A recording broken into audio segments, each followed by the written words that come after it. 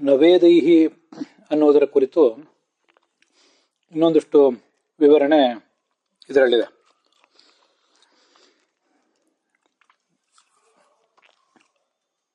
ಜ್ಞೇಯೋ ನವೇದೈಹಿ ಶೂದ್ರಾದ್ಯೈಹಿ ಅಂತ ಅಣುಭಾಷ್ಯದ ವಾಕ್ಯ. ಅದಕ್ಕೆ ತತ್ವಮಂಜರಿಯಲ್ಲಿ ನ ಸಮಾಸೋಯಂ ವಿಭಾಷಾನುವೃತ್ಯ ನಲೋಪಸ್ಯ ವಿಕಲ್ಪಿತತ್ವಾತ್ ನನ್ ಸಮಾಸೋವಾ ನವೇದೈಹಿ ಅವೇದೈಹಿ ವೇದಾದನ್ಯೈಹಿ ಇತಿಹಾಸ ಪುರಾಣಾದಿಭಿಃ ಶೂದ್ರಾದ್ಯೈಹಿ ಜನಾರ್ದನಃ ಸಂಸಾರಾರ್ಧನೋ ಭಗವಾನ್ ಏಕಃ ಜ್ಞೇಯಃ ಇತಿ ಅಂತಿಷ್ಟು ತತ್ವಮಂಜರಿ ಇದೆ.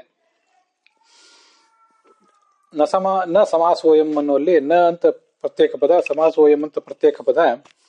ಹೀಗಿದು ಒಂದು ಸಂಪಾದಿತವಾದ ಪುಸ್ತಕದಲ್ಲಿ ಕಾಣಿಸ್ತದೆ. ಇದು ಸಮಸ್ತ ಪದ ಅಲ್ಲ. ನ ಅನ್ನೋ ಶಬ್ದ ಬೇರೆ, ವೇದೈಹಿ ಅನ್ನೋ ಶಬ್ದ ಬೇರೆ, ಸಮಸ್ತ ಪದವೇ ಇದಲ್ಲ. ಆದ್ರಿಂದ ನ ವೇದೈಹಿ ಎಂಬ ಪ್ರಯೋಗ ಸಾಧು, ಸಮಸ್ತ ಪದವೇ ಅಲ್ಲ. ಆದ್ರಿಂದ ಸಮಸ್ತ ಪದ ಅಂತ ಇಟ್ಕೊಂಡ್ರು ಕೂಡ ನ ವೇದೈಹಿ ಅವೇದೈಹಿ ಅಂತ ಆಗಲಿಲ್ಲ. ಯಾಕೆ? ನಲೋಪೋನ್ಯ ಎಂಬ ಸೂತ್ರದಿಂದ ಅಲ್ಲಿರುವ ನಕಾರಕ್ಕೆ ಲೋಪ ಆಗಲಿಲ್ಲ. ಯಾಕೆ ಅಂದ್ರೆ ಅದು ಆದ್ರೆ ಹಿಂದಿನ ಸೂತ್ರ ರಾತ್ರಿ ಕೃತಿ ವಿಭಾಷಾ ಅಂತ ಏನು ಸೂತ್ರ ಇದೆ, ಆ ಸೂತ್ರಕ್ಕನುಸಾರವಾಗಿ ವಿಭಾಷಾ ಅನ್ನೋದ್ರಿಂದ ಆ ವಿಭಾಷಾ ಅಂದ್ರೆ ವಿಕಲ್ಪ ಅನ್ನೋ ಅರ್ಥವನ್ನ ಅನ್ನೋ ಶಬ್ದವನ್ನು ಅನುವೃತ್ತಿ ಮಾಡ್ಕೊಂಡಿದ್ದೀವಿ. ಆದ್ರಿಂದ ನಕಾರಕ್ಕೆ ನಂಜಿನಲ್ಲಿರುವ ನಕಾರಕ್ಕೆ ಲೋಪ ಆಗುವುದು ವಿಕಲ್ಪ ಅಂತ ಈಗ ತಿಳಿದು ಬರ್ತದೆ. ಆದ್ರಿಂದ ಇದನ್ನ ಸಮಾಸ ಅಂತ ಇಟ್ಕೊಂಡ್ರು, ಅರ್ಥಾತ್ ನಕಾರವನ್ನು ಒಳಗೊಂಡಂತಹ ನಂಜನ್ನು ಒಳಗೊಂಡಂತಹ ಸಮಾಸ ಅಂತ ಇಟ್ಕೊಂಡ್ರು ಕೂಡ ದೋಷ ಏನಿಲ್ಲ. ಅಲ್ಲಿ ನಕಾರಕ್ಕೆ ಲೋಪ ಆಗಲಿಲ್ಲ. ನ ವೇದೈಹಿ ನವೇದೈಹಿ ಅಂತಲೇ ಸಮಾಸ ಆಗಿದೆ. ಇನ್ನೊಂದು ಮಾರ್ಗ ನ ಸಮಾಸೋಯಂ, ಇದು ಸಮಾಸವೇ ಅಲ್ಲ ಅಂತ. ಇದು ಒಂದು ಅನುವಾದದಲ್ಲಿ ಕಾಣಿಸ್ತದೆ. ಆದ್ರೆ ಬೇರೆ ಕೆಲವು ಪುಸ್ತಕಗಳನ್ನು ಗಮನಿಸಿದ್ರೆ, ಈ ಅಣುಭಾಷ್ಯದ ವ್ಯಾಖ್ಯಾನ ರೂಪವಾದ ತತ್ವಮಂಜರಿಯ ಕೆಲವು ಬೇರೆ ಪಾಠಗಳನ್ನ, ಬೇರೆ ಬೇರೆ ಮುದ್ರಿತ ಪ್ರತಿಗಳನ್ನು ಗಮನಿಸಿದ್ರೆ ನ ಅಂತ ಬೇರೆ ಪದ, ಸಮಾಸೋಯಂ ಅಂತ ಬೇರೆ ಪದ ಇಲ್ಲ. ನ ಸಮಾಸೋಯಂ ಅಂತ ಒಟ್ಟಿಗೆನೇ ಇದೆ. ಅದಕ್ಕೆ ಇದು ನಿಷೇಧ ಎಂಬ ಅರ್ಥದಲ್ಲಿರುವಂತಹ ನಕಾರದ ಜೊತೆಗಾಗಿರುವ ಸಮಾಸ ಅಂತ ಅರ್ಥ ಮಾಡುವುದೇ ಯೋಗ್ಯ. ಹೀಗೆ ನಿಷೇಧ ಎಂಬ ಅರ್ಥದಲ್ಲಿರುವಂತಹ ನಕಾರದ ಜೊತೆಗಾಗಿರುವ ಸಮಾಸ. ಆದ್ರಿಂದ ನ ವೇದೈಹಿ ನವೇದೈಹಿ ಅಂತ ಆಗಿದೆ. ವೇದ ಭಿನ್ನವಾದ ಇತಿಹಾಸ ಪುರಾಣಾದಿಗಳ ಮೂಲಕ ಅಂತ ಅರ್ಥ ಆಗ್ತದೆ. ಅಥವಾ ಇದು ನಿಷೇಧ ಎಂಬ ಅರ್ಥದಲ್ಲಿರುವ ನಕಾರದ ಜೊತೆಗೆ ಸಮಾಸ ಅಂತ ಇಟ್ಕೊಳ್ದೆ ಹೋದ್ರು, ನಂಜನ ಜೊತೆಗೆ ಸಮಾಸ ಅಂತ ಇಟ್ಕೊಂಡ್ರು ಕೂಡ ನಿಷೇಧ ಎಂಬ ಅರ್ಥದಲ್ಲಿರುವ ನಂಜ ನಕಾರ ಮತ್ತು ಚವರ್ಗದ ಅನುನಾಸಿಕಾಕ್ಷರ ಅದ್ರ ಜೊತೆಗೇನೆ ಸಮಾಸ ಅಂತ ಇಟ್ಕೊಂಡ್ರು ಇನ್ನು ತಪ್ಪೇನಿಲ್ಲ.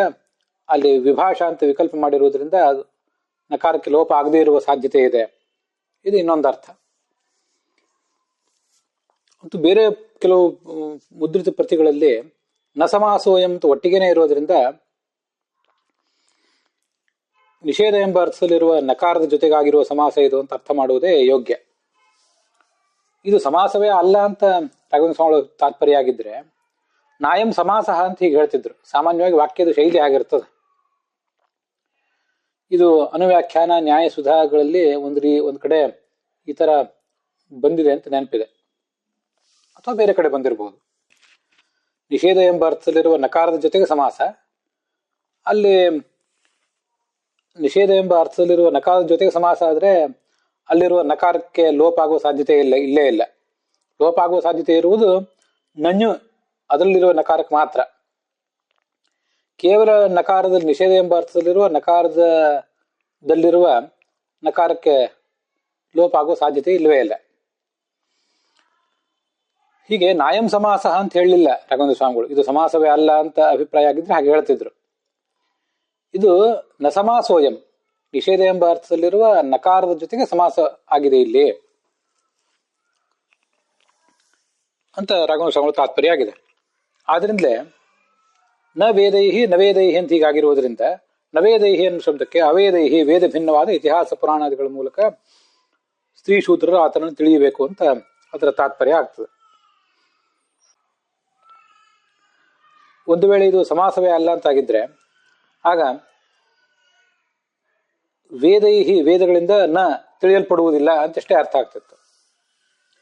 ವೇದ ಭಿನ್ನವಾದ ಇತಿಹಾಸ ಪುರಾಣಗಳ ಮೂಲಕ ತಿಳಿಯಲ್ಪಡ್ತಾನೆ ಅಂಥೇಳಿ ಆ ಶಬ್ದದಿಂದ ಅರ್ಥ ಬರ್ತಿರ್ಲಿಲ್ಲ.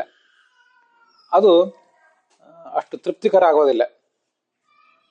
ಆದ್ದರಿಂದ ವಾಕ್ಯದ ಶೈಲಿಗಳನ್ನು ಗಮನಿಸಿದರೆ ಮುಂದೆ ರಾಘವೇಂದ್ರ ಸ್ವಾಮಿ ನಂಜ ಸಮಾಸೋವಾ, ಇದು ನಂಜನ ಜೊತೆಗಾಗಿರೋ ಸಮಾಸ ಅಂತನೂ ಇಟ್ಕೋಬಹುದು. ಅದ್ರ ಹಿಂದಿನ ವಾಕ್ಯ ನಂಜ ಅಂತ ಇಟ್ಕೊಳ್ದೆ ಹೋದ್ರು ನಕಾರದ ಜೊತೆಗಿರುವ ಸಮಾಸ ಅಂತನೂ ತಿಳ್ಕೋಬಹುದು ಅಂತ ಅದನ್ನು ವ್ಯಾಖ್ಯಾನ ಮಾಡುವುದೇ ಹೆಚ್ಚು ಯೋಗ್ಯವಾಗಿ ಕಾಣಿಸ್ತದೆ.